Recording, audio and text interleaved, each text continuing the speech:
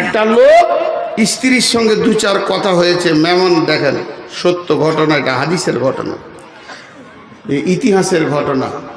তো ও রেগে গিয়ে বলছে, দাঁড়া, তোর ব্যবস্থা আমি করছি। উমারের কাছে গিয়ে অভিযোগ দিব। হজরত উমারের জামানায় তো উমারের ঘরে এসে দরজায় উমারকে ধাপা বেড়ে যায়, আমিরুল মুমিনিন আছেন?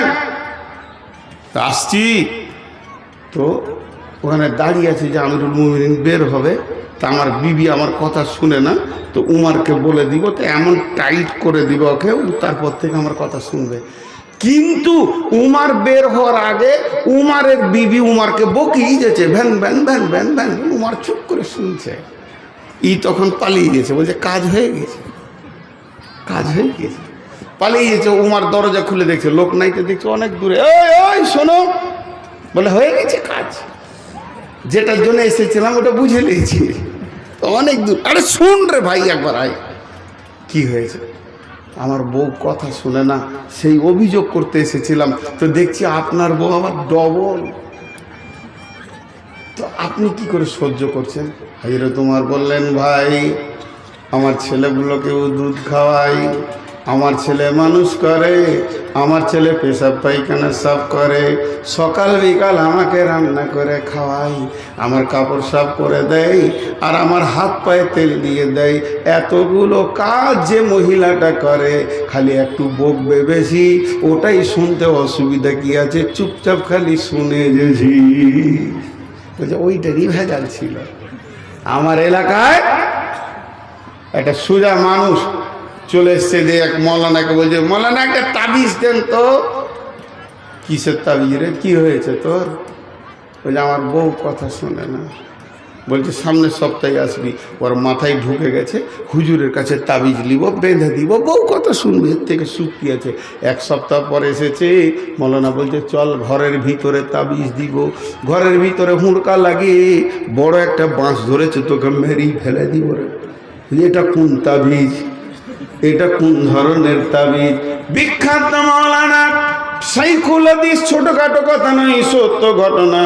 তখন বলছে, বস গাধা, তোর মোটা বুদ্ধে হুঁশ নাই। ওকে বসিয়ে দিয়ে বলছে, শোন, তোর বউ কথা শুনে না, এটা তোর ভুল ধারণা। পৃথিবীর কোনো মেয়ে স্বামীর কথা শুনে না, তো শুনেলে তোর বউয়ের থেকে আমার বউটা আরো বিচিতিব। শুধু আমি চালাক বলি, কাউকে বলি না, তুই বোকা বলি লোককে বলে বেড়াস, ওই নিয়ে চলগা, সংসার চলবে। আল্লাহ তাবারাক ওয়া তাআলা বলছেন, মেয়েরা হলো মহিলা, ওদেরকে আমি মহিলা বানিয়েছি, ওদের চেহারাটা মহিলা, হাত পায়ের পাঁজ হলো মহিলা, ওদের মাংসপেশি মহিলা, হাড্ডির ফার্নিচারটাও মহিলা, ওদের মিজাজটাও মহিলা, কণ্ঠস্বরটাও মহিলা। এর জন্যে কোরআনে সূরা এসেছে সূরাতুন নিসা। এরপরে নাম্বার 2, 1 নম্বর হলো মেয়েরা মহিলা, 2 নম্বর হার্স। কোরআনে আছে বিসমিল্লাহির রহমানির রহিম, নিসাউকুম হারসুল লাকুম ফাতু হারসাকুম, নিসাউকুম হারসুল লাকুম ফাতু হারসাকুম। মেয়ে হলো তোমাদের উর্বর জমি, মেয়ে হলো তোমাদের উর্বর জমি, সেই জমিতে তোমরা চাষ করো, সেখান থেকে ফসল লাও। তাহলে মেয়েরা এখন জমি হয়ে গেল। আপনার মাঠে 1 বিঘে জমি আছে, মাঠে 10 কাঠা জমি আছে, ওই জমিটা উর্বর জমি, সব থেকে দামি জমি হাতি মারার এলাকায়। ওই রকম দামি ফসলের জমি আর কারণ নাই। ওটা যেমন জমি, আপনার বিবিটাও ওই রকম জমি। কোরআন বলছে জমি। এবার মিলিয়েলেন কেন জমি, মিলিয়েলেন কেন জমি, ব্যাখ্যাতে আসেন। জি, যারা কৃষক মানুষ চাষ করেন, একবার হালকা করে মুখ খুলেন, চিল্লাইতে হবে না। জমিতে যদি 12 মাস পানি থাকে ফসল হবে, জমিতে যদি 12 মাস শুকিয়ে থাকে ফসল হবে। সময়ে পানি আসবে, সময়ে পানি বন্ধ হয়ে যাবে, ওটাই উর্বর জমি। আল্লাহ তাবারাক ওয়া তাআলা যখন কোন মেয়ে উদীয়মান যৌবনে উত্তালে চলে আসে, তখন তার মেন্সের সিরাপ চালু হয়ে যায়। প্রতি মাসে পানি আসবে, আবার পানি বন্ধ হয়ে যাবে। আল্লাহ জমিটা এত সুন্দর বানিয়েছে, মার্শাল লাগবে না, মেশিন লাগবে না, ফসলের জন্য কোনো রকম সেচ লাগবে না। এটা এত উর্বর জমি, ওখানেই পানি স্টক হবে, আবার প্রতি মাসে সেই পানি দেখা দেবে, আবার বন্ধ হয়ে যাবে। এর জন্য আল্লাহ বলেছেন নিসাউকুম হারসুল লাকুম ফাতু হারসাকুম, মেয়ে তোমাদের উর্বর জমি, এতে তোমরা চাষ করো। এই তোরা এসে দাঁড়ালি কেন রে? বসবি? এই মোবাইল বস ওখানে। এখন একটা কথা জিজ্ঞেস করি, হালকা করে উত্তর দেবেন, বেশি জোরে চিল্লাইতে হবে না। একটা হলো সোশ্যাল আর একটা হলো সম্পদ। একটার নাম সোশ্যাল মানে সমাজ, আর একটা হলো সম্পদ। আরেকবার বলছি, মাথায় ভরেন, তিনবার বলছি। একটা হলো সমাজ আর একটা হলো সম্পদ। গোটা পৃথিবীতে লোকজন সব কিছু আছে, কিন্তু সম্পদ নাই। টাকা পয়সা, ধান চাল, আলু পেঁয়াজ গম টমেটোর কপি সিম কিচ্ছু নেই। চলবে? যারা বলেন চলবে, মুখ খুলেন, চলবে? চলবে না। বেশ, গোটা দেশটা চাল ডাল গম আলু পেঁয়াজ শাক সবজি আম কপি টমেটো সিম আর কিছু বরবটি ধনিয়া তো ভর্তি হয়ে গেল, আপেল আঙ্গুর চেরি কিশমিশ বেদানাতে ভর্তি হয়ে গেল। মানুষ নাই, মানুষ নাই। চলবে? চলবে না। দুটোই না কাম। তাহলে যেমন মানুষ বাড়বে তেমনি সম্পদ বাড়তে হবে। দুইটি যখন সামঞ্জস্য হবে তখন পৃথিবী চলবে। একদিকে সমাজ দরকার, একদিকে কি সম্পদও দরকার। তাহলে আপনার দুইটা জমি, একটা জমি হচ্ছে খাটে মানে বাড়ির ভিতরে খাটে, আর একটা জমি হলো মাঠে। একটা খাটে জমি আর একটা মাঠে জমি। মাঠের জমির কাছে আপনি চলে যান, সে আপনাকে ধান দেবে, সে আপনাকে গম দেবে, সে আপনাকে আলু দেবে, পেঁয়াজ দেবে, রসুন দেবে, আদা দেবে, কচু দেবে, টমেটো দেবে, বেগুন দেবে, সিম দেবে, আর নানা রকম সম্পদে আপনার ভরে দেবে। এতটুকু অসুবিধা হবে না। কিন্তু মাঠের জমিকে যদি বলেন একটা মাস্টার দাও, ডাক্তার দাও, ইঞ্জিনিয়ার দাও, মৌলানা দাও, মুফতি দাও, ইমাম দাও, দিতে পারবে না। এবার চলে আসেন খাটের জমিতে। এই জমি আপনাকে কি দেবে? সমাজকে ইমাম দেবে, মুয়াজ্জিন দেবে, মৌলানা দেবে, মুফতি দেবে, বক্তা দেবে, ড্রাইভার দেবে, কুলি দেবে, মজদুর দেবে। আপনার কিনা সমাজে যত রকম ডাক্তার চিকিৎসক ছুতর মিতের আবার কামার যা দরকার আছে খাটের জমি থেকে পাওয়া যাবে। একে যদি বলা হয় আলু দাও পেঁয়াজ দাও, দিতে পারবে না। তাহলে খাটের জমি সমাজ দেবে আর মাঠের জমি সম্পদ দেবে। দুইটা মিলিয়ে পৃথিবী চলবে। এর জন্য আল্লাহ বলেছেন নিসাউকুম হারসুল লাকুম ফাতু হারসাকুম। খাটের জমিকে চাষ করে সমাজকে ভরে দাও, মাঠের জমিকে চাষ করে সম্পদে ভরে নাও। এর জন্য আল্লাহ সূরা বাকারাতে বলেছেন নিসাউকুম হারসুল লাকুম ফাতু হারসাকুম। মেয়ে হলো তোমাদের জমি, তাকে চাষ করে তোমরা ফসল লাও।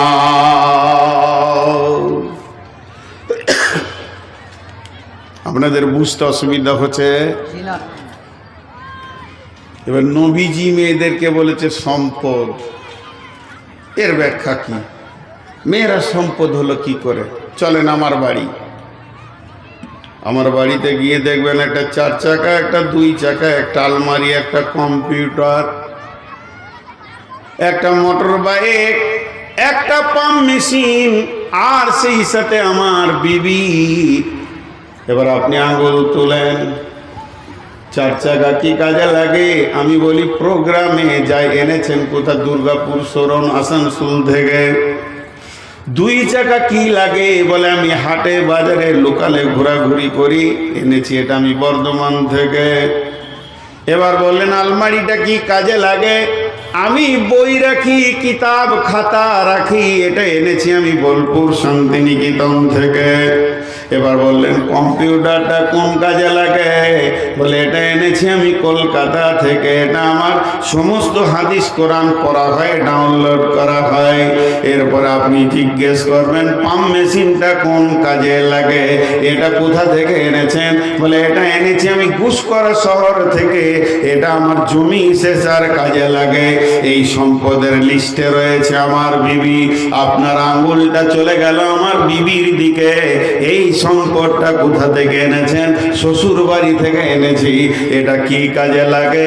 এটা আমার 2-3 খানা কাজে লাগে। 1 নম্বর, আমি মরে যাওয়ার পর আমার কবরের পাশে দাঁড়িয়ে যে সন্তানটি দোয়া করবে, ইদা মাতাল ইনসানু ইনকাতা আনহু আমালুহু ইল্লা মিন সালাসাতিন সাদাকাতিন জারিয়াতিন আও ওয়ালাদিন সালিহিন ইয়াদউ লাহু। নেককার ছেলে মা বাপের জন্য হাত তুলে দোয়া করবে, কবরের আযাব মুক্তি হবে।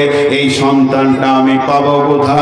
এটা আমি মাঠের জমিতে পাবো না, নারকেল গাছে পাবো না, তাল গাছে পাবো না, আম গাছে পাবো না।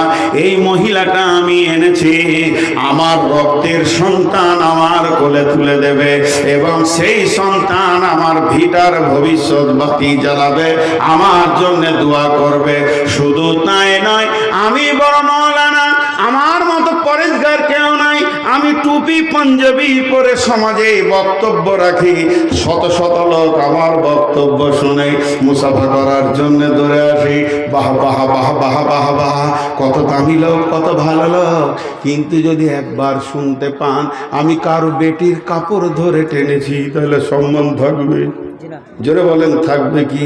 এই সমাজের লোক আমাকে জুতা ছুঁড়তে শুরু করবে। বেঈমান, তোর চরিত্র এত খারাপ, লোকের বেটির কাপড় ধরে তুই টানিস, তাহলে আমার মধ্যে তো উত্তাল আছে, সেটা আমি কোথায় দিব?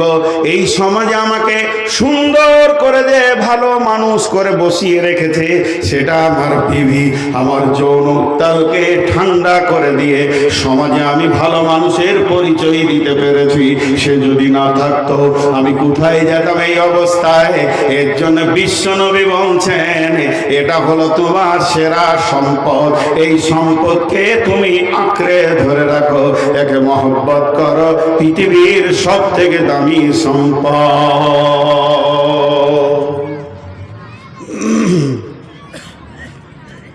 এখানে একটা মজার কথা বলবো, খুব ডিপলি কথা। কজন বুঝতে পারবেন জানি না, আর আমি বুঝাতে পারবো কিনা জানি না। দুটি মেয়ে বলছি, একটা হলো স্ত্রী, একটা মা। একটা স্ত্রী, একটা মা। সিরিয়ালে কে আগে? সিরিয়ালে, সম্মানে বলিনি, সিরিয়াল। যেমন এখানে বক্তা আছে 3টে, সিরিয়ালে প্রথম কে এসেছিল? স্টেজে কে উঠলো? আজিজুর। সিরিয়ালে উনি আগে। বড় মৌলানা কে এটা দেখছি না, ওটা দরকার নাই, ওটা আমি জিজ্ঞেসও করছি না, কিন্তু প্রথম সিরিয়ালে কে উঠেছে? আজিজুর।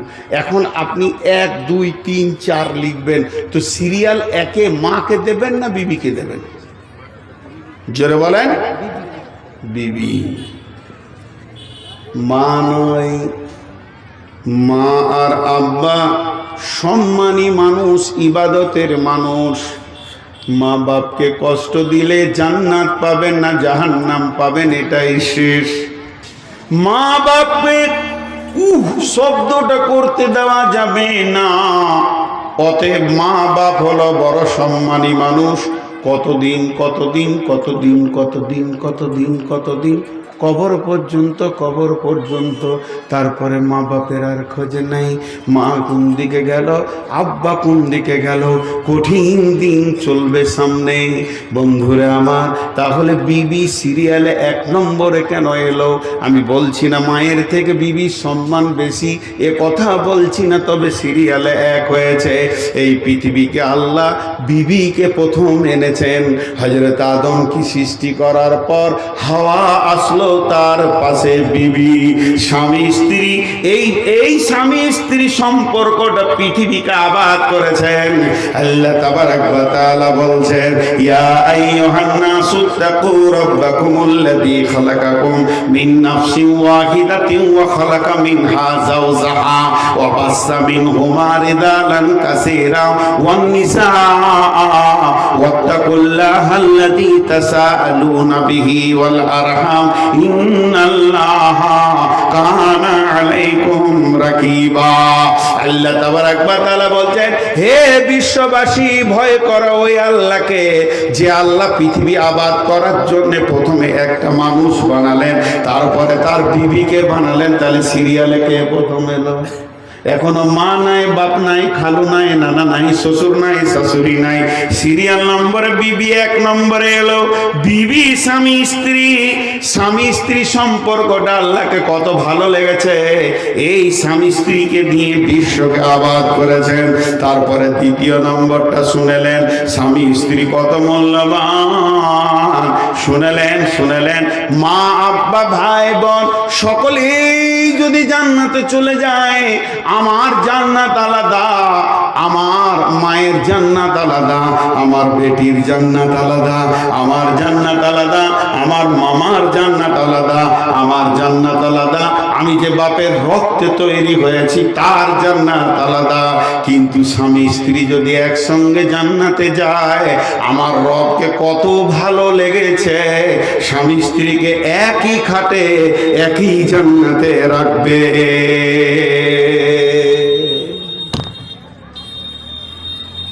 স্বামী স্ত্রী একই সঙ্গে জান্নাতে থাকবে, এটা কত মধুর সম্পর্ক। চলেন, দেহ আর আত্মা, দেহ আর আত্মা, কটা জিনিসের নাম বললাম? একটা দেহ আর একটা আত্মা। দেহ আর আত্মা। এবার বলেন, দেহ তৈরি হয়েছে মাটিতে, দেহ ধ্বংস হবে মাটিতে। আত্মা এসেছে আল্লাহর কাছ থেকে, আত্মার ধ্বংস নাই, আবার আত্মা ফিরে চলে যাবে আল্লাহর কাছে। আত্মা এসেছে জান্নাত থেকে, আত্মা চলে যাবে জান্নাতে। যারা জাহান্নাম যাবে ওদের কথা বলছি না, কেন? জাহান্নাম হলো এমন একটা জায়গা, পৃথিবী আর কিছুই মনে থাকবে না, জ্বলবে পুড়বে। ওদের ব্যাপারে আজকে বক্তব্য তুলছি না, সবকে জান্নাতেই ধরে নিছি। তাহলে আত্মা এসেছে জান্নাত থেকে, আত্মা ফিরে যাবে জান্নাতে। আর স্বামী স্ত্রী সম্পর্কটা কোথায় তৈরি হয়েছে? প্রথম বলেন, পৃথিবীতে না আসমানে, না 3 আসমানে, না 4 আসমানে, না 7ম আসমানে, না সিদরাতুল মুনতাহাতে, না জান্নাতে। স্বামী স্ত্রী সম্পর্ক প্রথম তৈরি হয়েছে জান্নাতের ভিতরে, আদম আর হাওয়া। এর জন্য স্বামী স্ত্রীর ভিতরে রয়েছে জান্নাতের আনন্দ। বিবির কাছ থেকে স্বামী কি পায়, স্বামীর কাছ থেকে বিবি কি পায়, পৃথিবীর কেউ জানে না। এই আনন্দের মধ্যখানে কেউ আসতে পারবে না। শুধু তাই নয়, এই সম্পর্ক আল্লাহকে এত ভালো লেগেছে, এদেরকে দিয়ে আবার জান্নাতকে সাজিয়ে দেবে। জান্নাতে জোড়া জোড়া জোড়া জোড়া থাকবে। স্বামী যদি জান্নাতে না যায়, জান্নাতি স্বামী দিয়ে দেওয়া হবে মেয়েকে। বিবি যদি জান্নাতে না যায়, জান্নাতি বিবি দেওয়া হবে স্বামীকে। অতএব পৃথিবীর সুখ তো দূরের কথা, জান্নাতের সুখ রয়েছে জোড়া জোড়া জোড়া জোড়া। অতএব মা আমার, বোন আমার, হে বাপ আমার, ভাই আমার, স্বামী স্ত্রীর সম্পর্কটা তৈরি হয়েছে জান্নাত থেকে। আত্মার যেমন ধ্বংস নাই, আমার দেহে 2টি জিনিস আছে, একটা আত্মার একটা দেহ। আমার যত আত্মীয় আছে সকলের সাথে আমার দেহের সম্পর্ক। আমার বাপের সাথে আমার দেহের সম্পর্ক, আমার ভাইয়ের সাথে আমার দেহের সম্পর্ক, আমার বোনের সাথে আমার দেহের সম্পর্ক, কিন্তু একটা খালি আছে আত্মার সঙ্গে সম্পর্ক, সেটাকে যারা বলেন স্ত্রী, সেটাকে মুখ খুললেন রে ভাই, স্ত্রী। আপনাদের মুখ খুলতে কোনো অসুবিধা আছে? আরে ভাই বলেন অসুবিধা আছে? এমন কেন আপনারা বলেন তো? একটা বক্তাকে আগেই নিয়ে যেতে আস্তাগফিরুল্লাহ।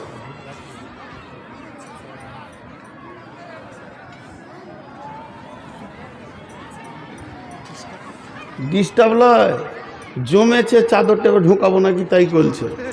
দোকান আমার, বিজনেস করবে ওরা। এদিকে মুখ খোলাইতে পারছি না, ওদিকে চাদর ঢুকাবে। চেয়ে দিয়েছে, এই থাকলো, কাল পোস্ট অফিস খুলবো। তারপর আমি কারো কাগজ পড়ি না। জি, আপনারা একবার মুখ খুলেন। দেহের সাথে সমস্ত আত্মীয়র সম্পর্ক আছে, খালি একটার সাথে আত্মার সম্পর্কটা আছে, সেটা হলো বিবি। সেটা কে? বিবি। ভাইরা আমার, আল্লাহ কোরআনে বলছেন বিসমিল্লাহির রহমানির রহিম ওয়া মিন আয়াতিহি আন খালাকা লাকুম মিন আনফুসিকুম আজওয়াজান লিতাসকুনু ইলাইহা ওয়া জাআলা বাইনাকুম মাওয়াদ্দাতাও ওয়া রাহমা ইন্না ফী যালিকা লাআয়াতিল লিকাউমিন ইয়াতাফাক্কারুন।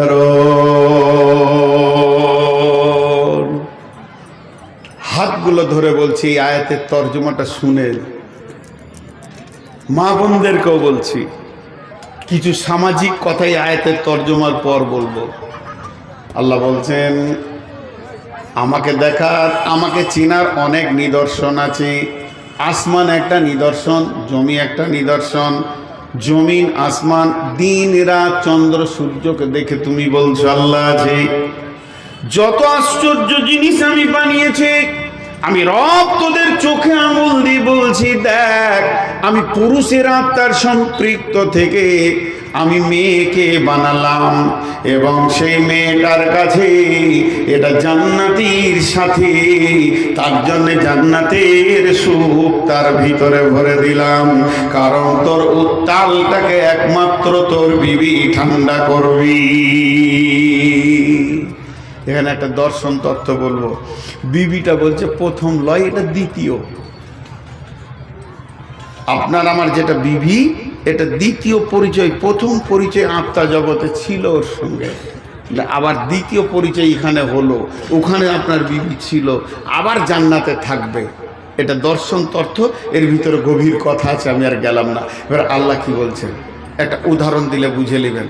একটা লোক ব্যাংকে থেকে 5 লাখ টাকা নিয়ে এসছে, 500 টাকা নোট। নিশ্চয়ই শ্বশুরের টাকার মাল, ডেঞ্জাস মাল, ডেঞ্জাস মাল। একবার স্টেজের কাছে নিয়ে এলো, বলছি তুই কি বকবি খালি শুনে এলে। জি, আজকে কোথায় জালসা করতে এসছি গো? তো একটু ধ্যান দেন, একটু মনোযোগ। 500 টাকা নোট, 100 টাকা নোট, 200 টাকা নোট এরকম করে টেবিলে রেখেও গুনছে, খালি পানি দিয়ে গুনছে রাখছে। 1 লাখ, 2 লাখ, 5 লাখ। আর টাকা দেখে আপনার হাতটা খালি সুসুর সুসুর করছে। উফ, বুঝতে পেরেছেন কি না? আমার দিকে ধ্যান দেন। টাকা দেখে আপনার কি হচ্ছে? হাত যা ইন্নালিল্লাহ, ওই দিকে গেল, ওটাই দেখলে। তা আমি একবার দৌড়ে আসি, আমাকেই দেখবেন তাহলে? দৌড়াটাই যদি এত দামি জিনিস হয়, তা আমি একবার দৌড়ে নিই ওই দিকে। একটা দামি কথা বলছি, মানুষের মিজাজ কোন দিকে যায়। আহা, তো ওর টাকা দেখে আপনার হাত সুসুর করছে। ও এনেছি স্টেট ব্যাংক থেকে 5 লাখ টাকা। আমি আপনাকে কি বলছি, ওর স্টেট ব্যাংকে বই আছে, এই বইকে খুলেছে, কম্পিউটারে টাকা নিয়ে এসছে। আপনার বই আছে ICICI ব্যাংকে, আপনিও চলে যান, ওখানে গিয়ে আপনি খাতা খুলেন। ওই ICICI ব্যাংকের ম্যানেজার একই নম্বর লোট দিবে কি দিবে না? এবার আপনি যত পারবেন গুনেন, কিন্তু পরের টাকায় হাত দিতে গেলে চোর বলবে। আল্লাহ তাবারাক ওয়া তাআলা বলছেন, যখন তুমি রাস্তাঘাটে বাজারে মার্কেটে থাকবে, কারো বোনকে, বেটিকে, ফুপুকে, খালাকে, বিবিকে দেখে নিয়েছ, তোমার মাথা উত্তাল চেপে গেছে, তাহলে তুমি ওটাকে দেখে গায়ে হাত দিতে যেও না। লাত ছাড়া তোমার কপালে কিছুই পড়বে না। সিধা তুমি বাড়িতে চলে যাও, ওর কাছে যত কিছু মাল আছে সমস্ত মাল তোমার বিবির বডিতে মজুদ আছে, এটাকে তুমি লাড়ো চাড়ো, কেউ তোমাকে কিছু বলবে না। আমার আল্লাহ বলছেন, লিতাসকুনু ইলাইহা ওয়া জাআলা বাইনাকুম মাওয়াদ্দাতা ওয়া রাহমা। আর তোমার বিবি তোমাকে ঠান্ডা করবে, তুমি তাকে প্রেম দেবে, সে তোমাকে প্রেম দেবে। আল্লাহ চ্যালেঞ্জ দিচ্ছেন আয়াতের শেষে, ইন্না ফি যালিকা লায়াতিল লিকাউমি ইয়াতাফাক্কারুন।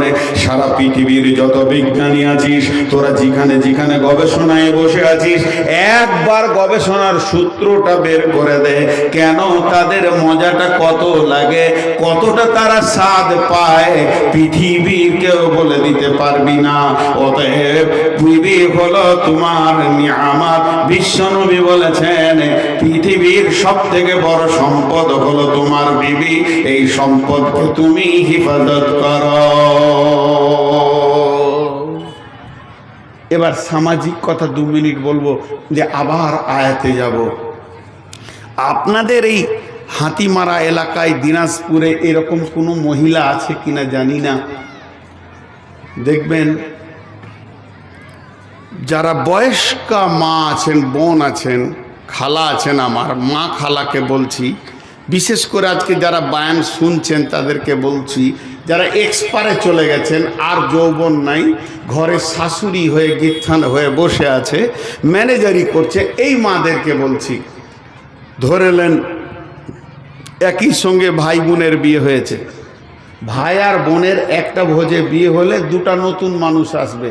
ভাইয়ের বিনিময়ে আসবে একটা নতুন বউ, বোনের বিনিময়ে আসবে একটা নতুন জামাই, তাই না ভাই? সমাজে 2টো নতুন জিনিস ঢুকলো একটা ফ্যামিলিতে। বিয়েটা হয়েছে এই মাস 3, সামাজিক কথা বলবো 5 মিনিট, এটা সামাজিক কথা বলছি। 5 3 বিয়ে হয়েছে কি 6 মাস হলো, আর 6 মাসের বিয়ে মানে উত্তাল সময়। এখন হঠাৎ করে আপনার আব্বা মারা গেছেন, মানে ওই ছেলে মেয়ে যার বিয়ে হলো হলে দাদা, তো বৌমাটা তো আছেই এখানে, ওর দাদু শ্বশুর মরলো, ওর স্বামীর দাদা মারা গেল, কিন্তু মেয়েটা ছিল শ্বশুর বাড়িতে, দাদা মারা গেছে খবর শুনে ওরা স্বামী স্ত্রী আসলো। এখন আসার পর সৌগাত ফ্যামিলিতে 1-2টা দিন কাটালো।